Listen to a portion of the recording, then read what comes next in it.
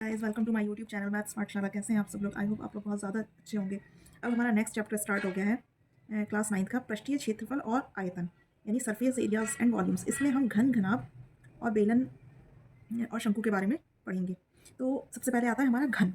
ये घन की स्ट्रक्चर है। इसमें हमारी क्या होंगी? ये लंबाई हो जाएगी, ये चौड़ाई हो जाएगी और ये ऊंचाई होगी। और ये तो ये सब चीज़ें बराबर होंगी आपस में।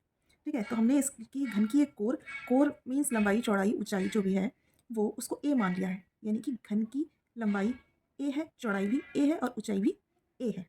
इसमें 3 फार्मूलाज हैं। घन का विकर्ण, विकर्ण उसका फार्मूला होगा a√3। ए मीन्स जो भी लंबाई है या जो भी चौड़ाई है, जो भी ऊंचाई है, उसके साथ √3, क्योंकि लंबाई, चौड़ाई, ऊंचाई घन में तीनों बराबर होते हैं। ठीक है, घन का आयतन कितना होगा? लंबाई गुणा चौड़ाई गुणा ऊंचाई। ठीक है, यानी जब तीनों को मल्टीप्लाई करेंगे तो ए क्यूब हो जाएगा। ठीक, फिर होता है तीसरा फार्मूला घन का संपूर्ण पृष्ठ। सारे जितने भी पृष्ठ हैं उसका संपूर्ण पृष्ठ कितना होगा? Formula 6a²। इसमें कितने पृष्ठ हैं? इसमें है 6 पृष्ठ। ठीक है, तो इसका फार्मूला क्या हो जाएगा? 6a²। कैसे? देखिए, एक पृष्ठ ये वाला है, एक ये है 2 है, एक नीचे है 3 और ये है 4, सामने वाला 5 और पीछे वाला 6। जो रूम है उसमें भी आप देख लीजिएगा कि 4 दीवारें होंगी, ज़मीन और ऊपर छत। तो इस तरह से 6 पृष्ठ होते हैं। ठीक है, तो घन का संपूर्ण पृष्ठ का फार्मूला हो जाएगा 6a²। बिल्कुल सेम घनाभ का होता है फार्मूलाज, बस फ़र्क क्या है? उसकी लंबाई, चौड़ाई, ऊंचाई अलग अलग होती है। तो हम उस हिसाब से फार्मूला लिखेंगे। जैसे इसकी लंबाई है l, चौड़ाई है b और हाइट को h से, ऊंचाई को h से दर्शाया है। ठीक है, वही हमने चीज़ें यहाँ लिख ली हैं। घनाभ का विकर्ण का फार्मूला क्या होगा? रूट के अंदर लंबाई स्क्वायर प्लस चौड़ाई स्क्वायर प्लस ऊंचाई स्क्वायर। ठीक है, इसका आयतन का फार्मूला क्या होगा? लंबाई गुणा चौड़ाई गुणा ऊंचाई। ठीक, इसका संपूर्ण पृष्ठ क्या होगा घनाभ का? 2 ब्रैकेट के अंदर आएगा लंबाई चौड़ाई प्लस चौड़ाई ऊंचाई प्लस लंबाई ऊंचाई। ठीक है, ये जो होगा ये इसका फार्मूला होगा। इस चैप्टर का क्वेश्चन नंबर फर्स्ट स्टार्ट होता है। क्वेश्चन है, यदि एक घन की एक कोर 12 सेंटीमीटर हो तो घन के विकर्ण का मान ज्ञात करना है। ठीक है, तो मान लेंगे, माना घन की कोर ए है ना, और ये बराबर कितना दे रखा है? 12 सेंटीमीटर। घन का विकर्ण होता है a√3, है ना। जब सेंटीमीटर में दे रखा है तो ये भी सेंटीमीटर में आएगा। ए कितना है? 12√3 सेंटीमीटर। तो घन का विकर्ण कितना हो गया इसमें? 12√3 सेंटीमीटर। नेक्स्ट क्वेश्चन है, 12 centimetre cross 4 centimetre cross 3 centimetre की आयताकार डिबिया में अधिक से अधिक कितनी लंबाई की सुई रखी जा सकती है? तो जब कोई डिबिया है और जो जिसकी लंबाई, चौड़ाई, ऊंचाई तीनों अलग अलग है, इसका मतलब वो किस आकार की हुई? वो हुई घनाभ के आकार की, है ना। तो हम घनाभ का स्ट्रक्चर बनाएंगे पहले। ये हमारा घनाभ है। इसमें ये लंबाई होगी यहाँ से लेके यहाँ तक, ये चौड़ाई होगी जिसे b से शो करते हैं, और ये हमारी ऊंचाई होगी जो हमारी h होती है। ठीक है, तो यहाँ पर लंबाई जो है वो 12 सेंटीमीटर दे रखी है, चौड़ाई जो है वो 4 सेंटीमीटर मान लीजिए आप, और जो ऊंचाई है वो 3 सेंटीमीटर। ठीक है, अब इन्होंने लिखा है कि अधिक से अधिक कितनी लंबाई की सुई रखी जा सकती है। तो इसमें अधिक से अधिक जो लंबाई आएगी सुई रखने के लिए वो आएगी विकर्ण में, है ना। तो विकर्ण हमारा होगा इस एक कोने से और ये दूसरे कोने तक, ये हमारा विकर्ण होगा। तो हमें क्या निकालना है? हमें घनाभ का विकर्ण निकालना है। तो लिखेंगे, माना आयताकार डिबिया की कोरे, कोरे भी बोल सकते हैं, लंबाई, चौड़ाई, ऊंचाई भी बोल सकते हैं। l बराबर 12 सेंटीमीटर, b बराबर 4 सेंटीमीटर तथा h बराबर 3 सेंटीमीटर है। अधिक से अधिक लिखेंगे, तब अधिक से अधिक लंबाई की सुई विकर्ण की ओर रखी जा सकती है। तो हमें क्या निकालना है? हमें विकर्ण निकालना है ना। इसलिए विकर्ण कितना हो जाएगा?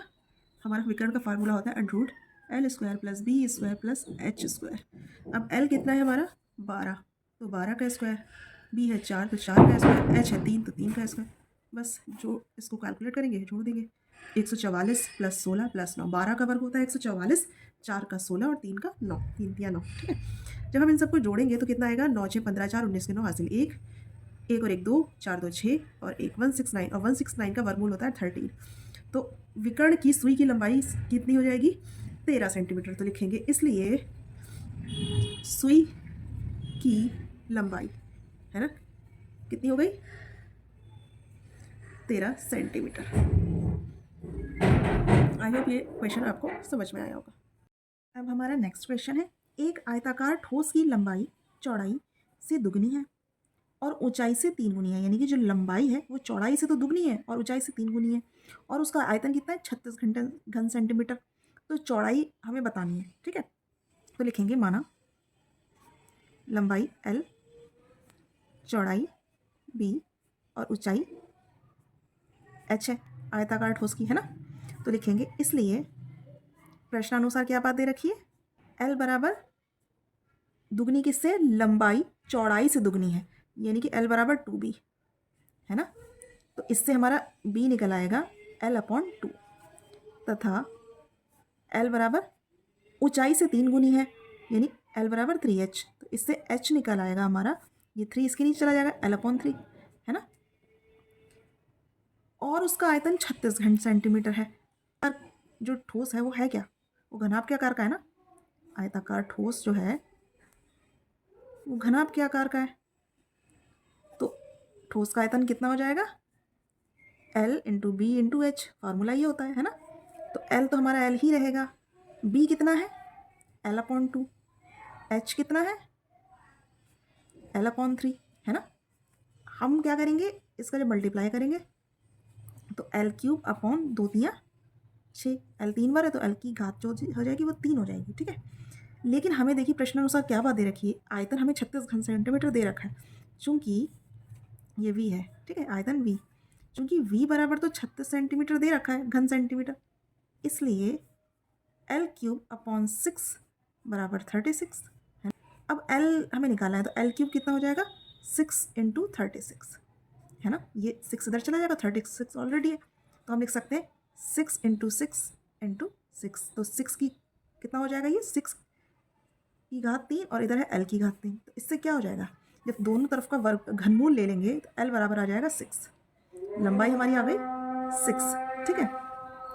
तो लंबाई 6 सेंटीमीटर हो गई। तो हमें क्या निकालना है, हमें निकालना है चौड़ाई, इसलिए चौड़ाई B बराबर है L/2 यानी 6/2 यानी 3 सेंटीमीटर। तो हम यहाँ लिख देंगे B बराबर 3 सेंटीमीटर। ये हमारा आंसर हो गया। आई होप आपको ये क्वेश्चन समझ में आया होगा। हमारा नेक्स्ट क्वेश्चन है, धातु के 3 घनों की कोरें 2, 12 और 16 डेसीमीटर है। इनको गलाकर एक घन में बदल लिया जाता है। नए घन का आयतन और इसकी प्रत्येक कोर तथा विकर्ण ज्ञात करना है, ठीक है। घन है यानी कि सबकी कोरें बराबर है, जो 2 है तो उसकी में 2 ही कोर है, लंबाई चौड़ाई ऊंचाई। 12 वाले की 12 है तो तीनों लंबाई चौड़ाई ऊंचाई, ऐसे ही 16 वाले की तीनों, ठीक है। इनको गलाकर इन तीनों को ही गला दिया है, एक बड़ा घन बना दिया है। उस नए घन का आयतन बतानी है, उसकी नए घन की प्रत्येक कोर, यानी कि कोर का मीन्स वही है कि जब घन है तो 3 जो है लंबाई चौड़ाई ऊंचाई एक ही होगी, है ना। प्रत्येक कोर बतानी है कितनी और विकर्ण बताना है बस। तो सबसे पहले हम क्या लिखेंगे, माना 3 घनों की कोरें। जो पहला घन है उसकी कोर मान लिया है A1 2 सेंटीमीटर, दूसरा घन है A2 मान लेते हैं और वो है 12 डेसीमीटर, 12 डेसीमीटर। और जो तीसरा घन है उसकी कोर हम A3 मान लेते हैं और ये है 16 डेसीमीटर, ठीक है। तीनों कोरें हमने लिख ली हैं। अब क्या है कि गलाकर एक नया घन बनाया गया है ना। माना तीनों घनों को गलाने के बाद नए घन की कोर क्या है, A है, ठीक, ये हमने मान लिया है। नए घन का आयतन, अब नए घन का आयतन कैसे निकालेंगे, कोर तो हमें A मालूम है बस, और कुछ पता ही नहीं है। तो नए घन का आयतन हो जाएगा A³ है ना, इसलिए नए घन का आयतन हो जाएगा, जब कोर A है तो आयतन हो जाएगा A³। अब हमें क्या निकालना है, हमें A³ निकालना है, A निकालना है। और विकर्ण कितना होता है घन का, विकर्ण होता है A√3, तो A√3 निकालना है, ठीक है। ये सब कैसे होगा, जब हमें A पता चलेगा। और A कैसे पता लगेगा, A हमें पता लगेगा A1 A2 A3 से, यानी हम लिखेंगे चूँकि नए घन का आयतन होगा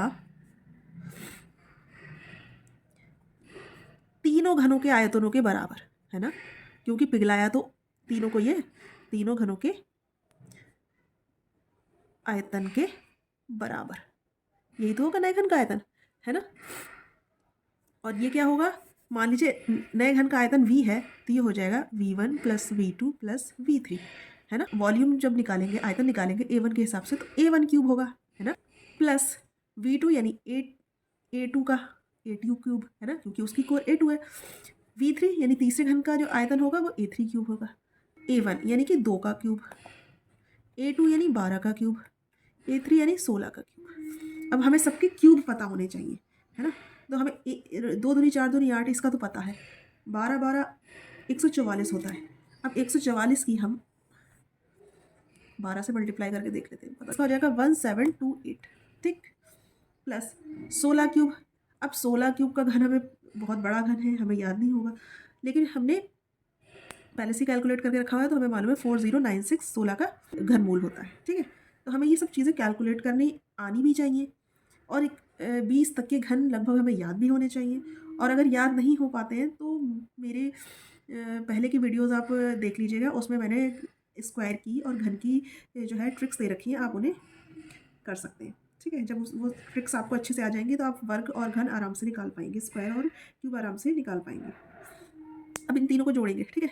तो 8 और 8 16, 16 और 6 कितना बना 22, 22 के 2, 9 2 11, 11 2 13, 13 के 3 हासिल 1, 7 और 1 8 और 4 और 1 5, यानी 5832 इसका किसका घन होता है ना। अब हम इसको भी निकालेंगे, ये करके कैलकुलेट कर सकते हैं, मैंने पहले से ही कैलकुलेट करके रखा हुआ है। तो ये होता है 18 का घन, यानी 18 इंटू 18 इंटू 18, हमारा आयतन हो चुका है ये, ठीक है। अब हमें घन की कोर निकालनी है, क्योंकि आयतन जो होता है a क्यूब होता है, तो a क्यूब जो है ये हो गया। तो a बराबर कितना हो जाएगा, रूट के अंदर 18 इंटू 18 इंटू 18, और ये क्यूब है ना, क्यूब है तो यहाँ छोटा सा 3 लग जाएगा, और जब यहाँ पर क्यूब रूट लगता है तो 3 का जोड़ा बन के बाहर निकलता है, यानी कि 18 के जो है एक तरीके से 3 बार आई है ना, तो यहाँ पर भी क्यूब रूट है, तो ये एक बार 18 बाहर आ जाएगा। हमारे घन की कोर क्या हो जाएगी, 18 डेसीमीटर, ठीक है। अब हमारा विकर्ण की बारी आ गई। विकर्ण अब हमें निकालना है इसका विकर्ण। हम प्रत्येक कोर निकाल चुके हैं जो 18 डेसीमीटर की है, हम उसका आयतन निकाल चुके हैं जो 5832 घन डेसीमीटर निकल के आया है। अब हमें इसका विकर्ण निकालना है, लिखेंगे नए घन का विकर्ण, a√3 होता है, a√3 डेसीमीटर में है तो ये भी डेसीमीटर में आएगा, ठीक है। तो a कितना है, 18√3 डेसीमीटर। हमारा नेक्स्ट क्वेश्चन है, एक घन का आयतन ज्ञात करना है जिसका संपूर्ण पृष्ठ 54 वर्ग मीटर है। ये सवाल तभी सॉल्व होंगे जब हमें सारे फॉर्मूलाज याद होंगे, ठीक है। तो हमें इसमें संपूर्ण पृष्ठ का फॉर्मूला यूज़ करना होगा। जब इसका संपूर्ण पृष्ठ का फॉर्मूला यूज़ करेंगे उससे हमें घन की कोर मिल जाएगी, और जैसे ही हमें घन की कोर मिल जाएगी वैसे ही हम घन का आयतन निकाल पाएंगे, ठीक है। तो लिखेंगे माना घन की कोर क्या है, a मीटर है। मीटर क्यों लिखा हमने, क्योंकि ये संपूर्ण पृष्ठ वर्ग मीटर में दे रखा है, तो जो भी होगा वो मीटर में आएगा। कोर क्योंकि संपूर्ण पृष्ठ क्या दे रखा है हमें घन का, लिख लो 54 वर्ग मीटर, ये हमें दे रखा है, ठीक है। इसलिए संपूर्ण पृष्ठ का फॉर्मूला होता है हमारा 6a², ठीक है, और इक्वल टू कितना आएगा 54। संपूर्ण पृष्ठ का फॉर्मूला हमारा होता है 6a²। अब a² बराबर कितना हो जाएगा, 54/6, है ना। 6 जो यहाँ मल्टीप्लाई में वो डिवाइड में चला जाएगा, 6 नेम 54, 9 बार कट जाएगा। a² बराबर 9, और 9 कितना होता है, वो 3 का स्क्वायर के बराबर होता है ना। तो इसलिए a बराबर कितना आ जाएगा 3 मीटर, यानी घन की कोर हमारी आ गई 3 मीटर। हमें तो निकालना है घन का आयतन, इसलिए घन का आयतन कितना हो जाएगा, होता है a क्यूब, है ना, यानी 3 क्यूब, 3 तिया 9 तिया 27 घन मीटर। मिलती हूँ मैं आपसे नेक्स्ट वीडियो में, तब तक के लिए keep watching, keep learning and keep smiling, take care, bye bye.